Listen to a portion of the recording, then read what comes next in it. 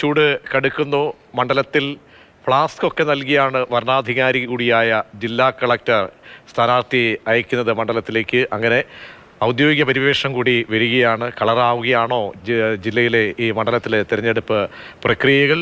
ഐസക്കിനൊപ്പം മറ്റ് ജില്ലാ നേതാക്കൾ ആരൊക്കെ ഉണ്ടായിരുന്നു?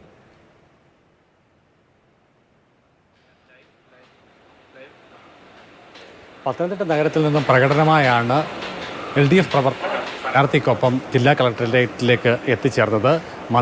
ആരോഗ്യവകുപ്പ് മന്ത്രി, ഡെപ്യൂട്ടി സ്പീക്കർ, ജില്ലയിലെ ഇടതുപക്ഷ MLA മാർ അടക്കമുള്ള ആളുകൾ സ്ഥാനാർത്ഥിയെ അനുഗമിച്ചു. ജില്ലാ കളക്ടർക്ക് മുൻപാകെ അദ്ദേഹം 2 സെറ്റ് പത്രികയാണ് സമർപ്പിച്ചത്.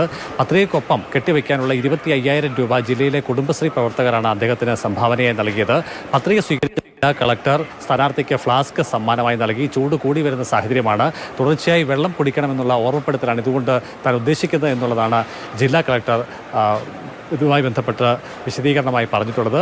തികഞ്ഞ വിജയപ്രതീക്ഷയുണ്ട് എന്ന് സ്ഥാനാർത്ഥി പ്രതികരിച്ചു. ഒപ്പം തന്നെ കിഫ്ബിയുമായി ബന്ധപ്പെട്ട വിഷയത്തിൽ അദ്ദേഹം ദീർഘമായ വിശദീകരണവും നൽകിയിട്ടാണ് മടങ്ങിയത്. ED ഉദ്യോഗസ്ഥർ തന്നെ കൊടുക്കാൻ വേണ്ടി ശ്രമം നടത്തുന്നെന്ന് സൂചിപ്പിച്ചുകൊണ്ടുള്ള ചില പരാമർശങ്ങൾ കൂടി അദ്ദേഹത്തിൻ്റെ ഭാഗത്തുനിന്നും ഉണ്ടായിട്ടുണ്ട്. കിഫ്ബി ഉദ്യോഗസ്ഥർ തനിക്കെതിരെ മൊഴി നൽകിയിട്ടില്ല.